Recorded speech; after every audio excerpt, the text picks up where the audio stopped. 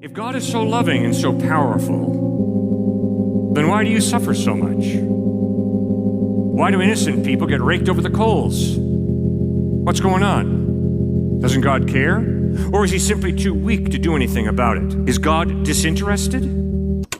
First part of the answer is, I do not know. And I can promise you in 1997, when I went out to Madison, Wisconsin, where my younger brother, was a transplant surgeon, transplanting kidneys and livers, I went out there because his 7-year-old daughter had just been crushed in a car accident to death. And if you think that I'm going to go out, meet my brother who's far more intelligent than I'll ever be, and explain to him why God allowed his 7-year-old daughter to be crushed by a pickup truck coming down the road at 55 miles an hour, why the babysitter didn't see the stop sign, ran the stop sign, and that pickup truck slammed to the side of the car, sending my 7-year-old niece to an early grave, I'm not going to do that, because that'd be lying. I do not know why God allowed evil and suffering. But come on, Cliff, you got to think. Well, yeah, we do have to think. You're right. And one of my thoughts on is, the issue is this, which I think is very biblical. God chose to limit his power by creating us with a free will. Which means I can either pull out my wallet and give you money to eat lunch, or I can roll this hand into a fist, send it crashing into your handsome face. I am free to do either. And what the Bible teaches is in Genesis chapter 1, God created us in his image, which means we are not robots, we're not machines. And I like to walk, so if I stumble and fall off of this stage, I'm not going to pick myself up at the bottom and say, phew, I'm glad that's over with. That's determinism. That's fatalism.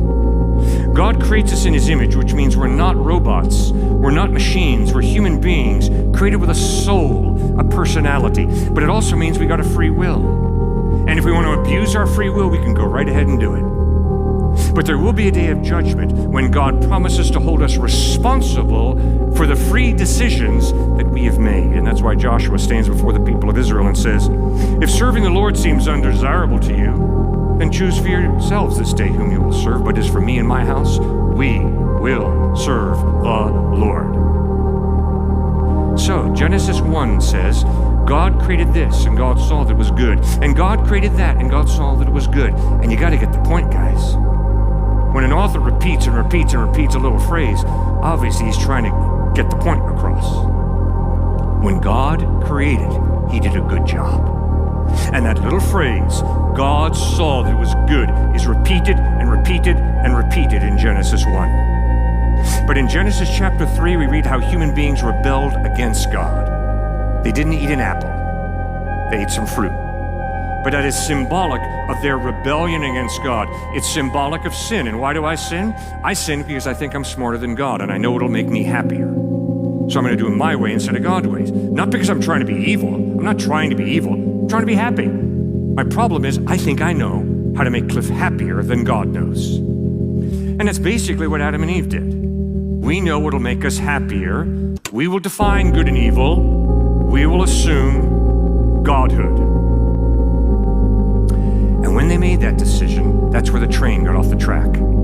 That's where the arrow missed the mark and things got ugly fast. Because when God steps back, chaos fills the gap. Now, what's one of the main points of the book of Job? One of the main points of the book of Job in the Old Testament is, life is unfair, God is fair. Don't get the two mixed up. Life is unfair, God is fair. Do not get the two mixed up. So when you suffer, if you clench your fist and wave it at God, that's misplaced anger. Misplaced anger. It's not God who's getting you. Rather, it's you're born into a cursed, unfair, messed up world. Life hurts.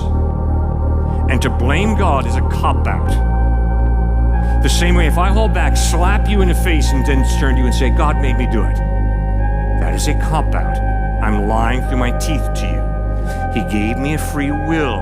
I am responsible for feeding you, or I am responsible for slapping you. God gave me that innate ability.